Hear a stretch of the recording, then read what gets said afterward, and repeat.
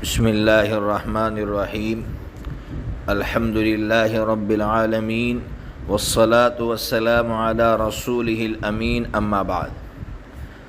باب نمبر 49 باب ما جاء ان الماء لا ينجسه شیء، یعنی پانی کب ناپاک ہوتا ہے اور کب پاک رہتا ہے، یہ بحث اس باب کے تحت ہوگی۔ سب سے پہلے حدیث نمبر 70 پڑھ لیتے ہیں۔ حضرت نبی پاک صلی اللہ تعالی علیہ وسلم نے فرمایا، بے شک پانی پاک ہے، کوئی چیز اس کو ناپاک نہیں کرتی۔ اس حدیث کو سمجھنے سے پہلے یہ سمجھنا ہوگا کہ یہ جو حدیث آپ کے سامنے پڑھی وہ ادھوری ہے۔ مکمل حدیث کیا ہے تب جا کر آپ کو حدیث سمجھ میں آئے گی۔ مکمل حدیث ابن ماجہ میں ہے، حدیث نمبر 521۔ کیا ہے پوری حدیث؟ پہلے عربی میں پڑھ لیتا ہوں۔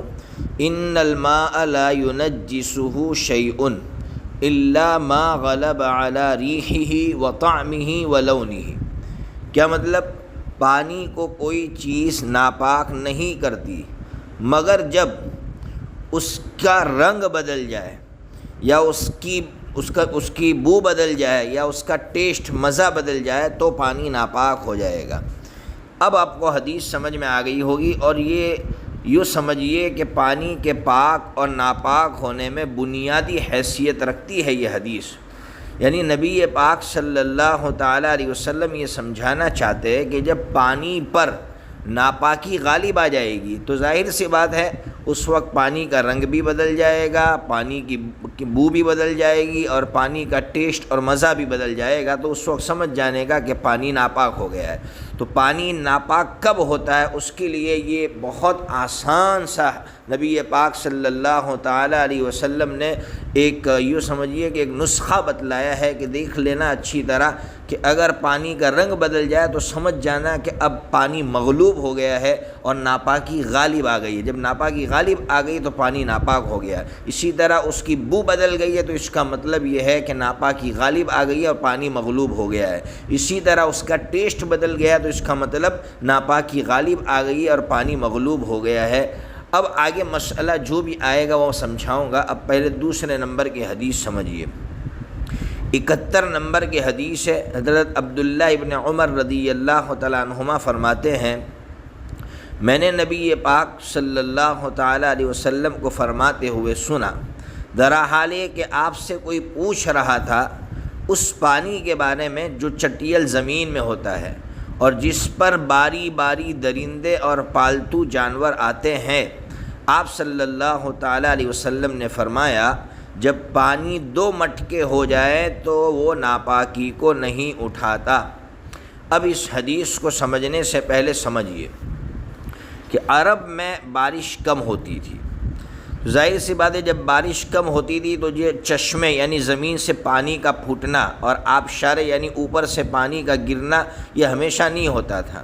ایک وقت تک یہ آبشاریں چلتی تھی، اسی طرح یہ چشمے زمین سے ابلتے تھے، پھر خشک ہو جاتے تھے، سوکھ جاتے تھے۔ پھر جب بارش ہوتی تھی تو دوبارہ وہ چشمہ زمین سے نکل پڑتا تھا یا پانی اوپر سے ٹپکنے لگتا تھا۔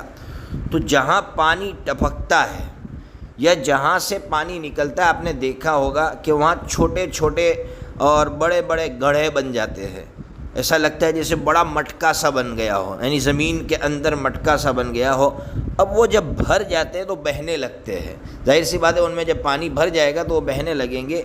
اب اگر ان میں کوئی ناپاکی گرے گی تو ظاہر سی بات ہے وہ پانی کی سطح پر جو ہے نہیں رہے گی، فوراً پانی کے بہاؤ کے ساتھ بہہ جائے گی۔ یعنی پانی اپنے اندر نہیں لے گا اس کو، پانی اس کو اٹھا کر باہر پھینک دے گا، اس لیے وہ پانی کبھی ناپاک نہیں ہوگا۔ تو ایسے پانی کے بارے میں نبی پاک صلی اللہ علیہ وسلم سے پوچھا گیا، یعنی جو زمین کے اندر جو گڑھے بن گئے ہیں ان کے بارے میں نبی پاک صلی اللہ علیہ وسلم سے پوچھا گیا تو حضور نے فرمایا کہ ظاہر سی بات ہے وہ جو گڑھے کم از کم 2 مٹکوں کے برابر ہو، اور 2 مٹکے تقریباً 203 کلو پانی اس میں آ سکتا ہے، اتنے بڑے مٹکے کے برابر اگر اس میں پانی ہوگا تو وہ پانی اپنے اندر ناپاکی کو نہیں آنے دے گا، وہ پھینک دے گا اس کو۔ اس لیے نبی پاک صلی اللہ علیہ وسلم نے فرمایا کہ یہ پانی جو ہے یہ پاک ہے، اگر اس کے اندر چوپائے منہ مارتے ہیں یا جو بھی درندے اس پر آتے ہیں یا ان کی مینگنیاں اندر گرتی ہے تو وہ پانی اندر اپنے اندر رہنے نہیں دے گا، اس کو اٹھا کر پھینک دے گا۔ پانی ہمیشہ اس وقت غالب رہے گا، ناپاکی کو غالب نہیں ہونے دے گا۔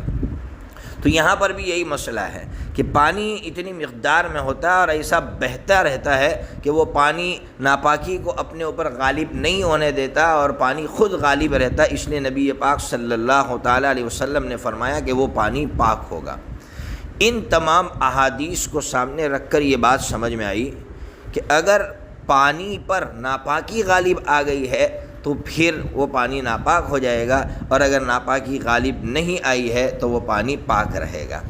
اب ائمہ کا کیا کیا مسلک ہے وہ سمجھیے۔ حضرت امام ابو حنیفہ رحمۃ اللہ علیہ فرماتے ہیں کہ اگر پانی اتنا زیادہ ہے کہ آپ ایک کنارے پر حرکت کرتے ہیں، یعنی ایک زور سے آپ نے ہاتھ مارا تو اس حرکت کا اثر دوسری طرف نہیں پہنچتا ہے تو سمجھ جانے کا کہ پانی غالب ہے، پانی کثیر ہے۔ اب اس پانی پر ناپاکی کبھی غالب نہیں آ سکتی ہے، یہ پانی ہمیشہ غالب رہے گا، اس لیے کہ یہ کثیر تعداد میں ہے۔ جب کثیر تعداد میں ہے تو اس پر ناپاکی غالب نہیں آ سکتی ہے۔ اور حضرت امام ابو حنیفہ رحمۃ اللہ علیہ کی دلیل کیا ہے تو وہ فرماتے ابن ماجہ میں حدیث نمبر 520 ہے، حضرت جابر رضی اللہ تعالیٰ عنہ فرماتے کہ ہم ایک سفر میں نبی پاک صلی اللہ تعالیٰ علیہ وسلم کے ساتھ تھے، ہم ایک ایسے تالاب پر پہنچے جس میں مردار پڑا ہوا تھا، ہم رک گئے۔ نبی پاک صلی اللہ تعالیٰ علیہ وسلم تشریف لائے، فرمایا کیا بات ہے، پانی پیتے نہیں، پانی استعمال نہیں کرتے؟ ہم نے عرض کیا اللہ کے رسول یہ مردار ہے۔ آپ نے فرمایا پانی پیو، بے شک پانی پاک ہے، اس کو کوئی چیز ناپاک نہیں کرتی۔ اب وہ جو تالاب اس کے کنارے پر مردار پڑا تھا، اس لیے نبی پاک صلی اللہ علیہ وسلم نے فرمایا کہ وہ تو وہاں پڑا ہے، اب یہ تو بہت کثیر پانی ہے، اس لیے کثیر پانی غالب رہے گا اس پر، وہ کبھی ناپاک نہیں ہوگا۔ اس سے بھی سمجھ میں آیا کہ کثیر پانی ہوگا تو وہ ہمیشہ غالب رہے گا، وہ اپنے اوپر ناپاکی کو غالب نہیں ہونے دے گا۔ حضرت امام مالک رحمۃ اللہ علیہ کا کیا مسلک ہے؟ حضرت امام مالک رحمۃ اللہ علیہ فرماتے ہیں کہ اگر ناپاکی کا اثر ظاہر نہیں ہو رہا ہے تو سمجھ جانے کا کہ پانی غالب ہے، پانی کثیر ہے، اب اس پانی کو کوئی چیز ناپاک نہیں کر سکتی ہے۔ اور اگر ناپاکی کا اثر ظاہر ہو جاتا ہے تو سمجھ جانے کا کہ پانی قلیل ہے، پانی مغلوب ہے، اب وہ پانی ناپاک ہو جائے گا۔ اس لیے حضرت امام مالک رحمۃ اللہ علیہ کے یہاں مسئلہ کیا ہے، اگر ایک بالٹی میں پیشاب کے 1-2 قطرے گر جائے تو امام مالک رحمۃ اللہ علیہ فرماتے پانی پاک ہے۔ کہاں کیوں؟ کہا کہ ظاہر سی بات ہے ناپاکی کا اثر کہیں نظر نہیں آ رہا ہے، تو وہ پانی کے پیشاب کے 1-2 قطرے جو ہیں وہ مغلوب ہے، پانی غالب ہے، اس لیے وہ ناپاک نہیں ہو سکتا ہے۔